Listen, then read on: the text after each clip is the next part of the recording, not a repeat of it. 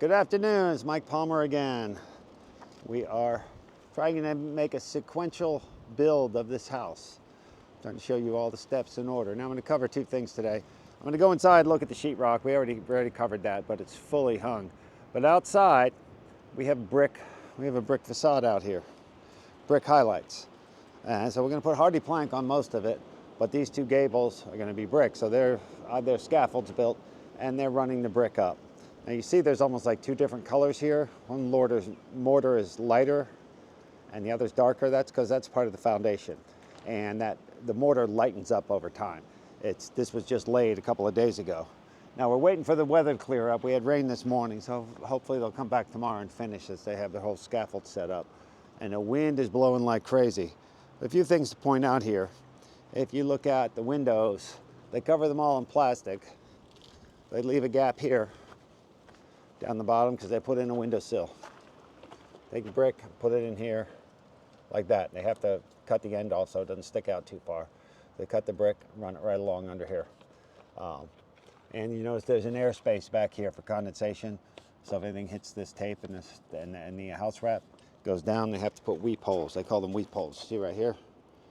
The weep hole. They have a little piece of flashing, piece of poly, so that water comes down the wall and it has a place to get out if there's condensation behind your brick.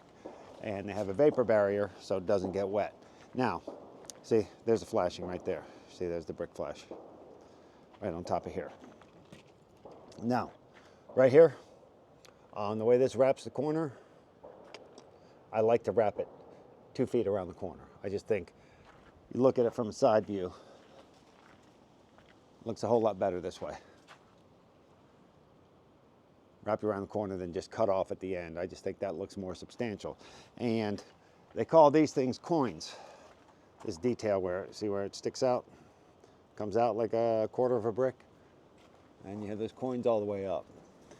Coin spelled Q-U-O-I-N. It's called coining. Anyhow, that's how they build their scaffolds. So you should be here one more day to have that done. But they ran out of brick. There's a brick, and on the decorative end they use solid brick on the end of the stairs. It's got no holes in it. Most of the brick has holes in it, but that allows the mortar to set in there. And so they all connect together and have a better bond. But you're going to cut the end off here and run it just like that for a windowsill and run them all across. And above the windows, where it's straight up and down, they call that a soldier course. They put that in for detail. That's the brick. Now, when we do our siding, we do our brick first. I'm waiting for the weather so the bricklayers could get here. We do the brick first. Then you wrap the soffit, wraps around and butts into the brick. And then everything butts up to the brick. But when you do a stone facade, you do the siding first, and then the stone butts up to the siding. Brick is just a much more uniform. Stone is irregular. It's much more regular, so you can get a nice straight edge there. Right there along the garage door. And we put straw out, try to keep the mud. I don't like that brick getting all muddy. Now, the sheetrock is fully hung. There's a couple things to notice. We're going to come in and tape everything, so all those ugly seams and joints and screws are going to be covered. All right? But you want to put a lot of screws so you get less nail pops. Now, right up here where the joint is, I don't know if you can see that, it's tapered a little bit, so there's almost a recession here. So when they put their tape in their mud, they can make that nice and smooth. And they put 3 coats on there, and I'll try to get a video of that. Now, one thing you notice over here on this wall, that's called blueboard, and we put that in bathrooms, in the wet areas, above the shower, above the tub, behind the sink, because it's mold and water resistant. So it holds up better. And that's what that's for. It costs a little more, but not a whole bunch. But what this tells me is that we have very good usage. We've got 2 boards left over, 2 little small pieces left over. That's it. Now, when you see a stack, you know you counted wrong. When you see a stack of drywall here, that has to go back. That is very rare. You usually have at least half a dozen, and you always want to have a little more than you need because, you know, a couple pieces of sheetrock, if they have to make an extra trip for just a few boards, it costs them time and money, and the time is more valuable than a couple pieces of sheetrock. But we hit it right on. And we have built this house a number of times, but usually it doesn't come. Now here, up above, you've got, see, there's the blue board.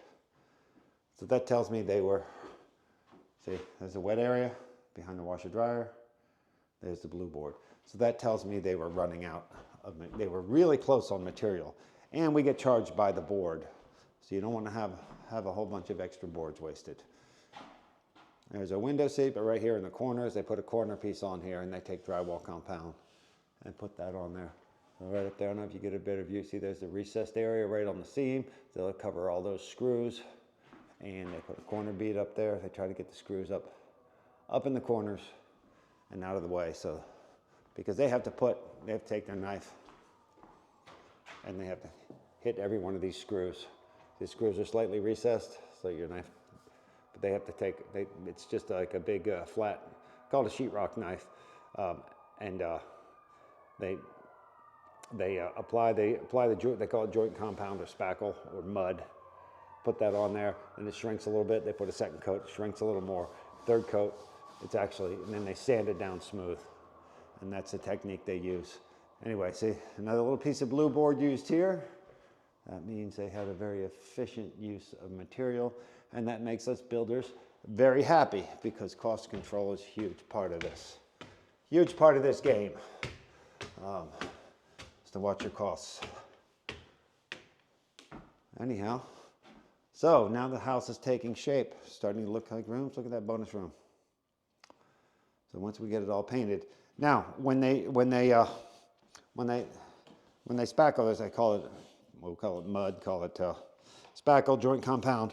When they do this, they get all the walls smooth, sand it all. Then we come back and prime it. After the first coat of primer, they come in with a fluorescent light. And that light, once you get it primed, the first coat of primer on there, we tint the primer the same color as the paint. A lot of the paints are now a primer and paint in one, but it's a paint primer mix usually, or a tinted primer. But when we put that first coat on there, it brings out a lot of the imperfections that's really hard to see when it's all two-tone spackle and sheetrock, the sheetrock paper color. And then that's called a point up. They come in, all the little imperfections I see, they come put another coat on there, sand it down. Then at the end, at the very end, before the final coat of paint, they come do another point up, call it, and get all the imperfections out so you can make it as perfect as possible. So that's our video for today. I'll try to catch you tomorrow when they start mudding. It gets really fun. Thanks again for watching.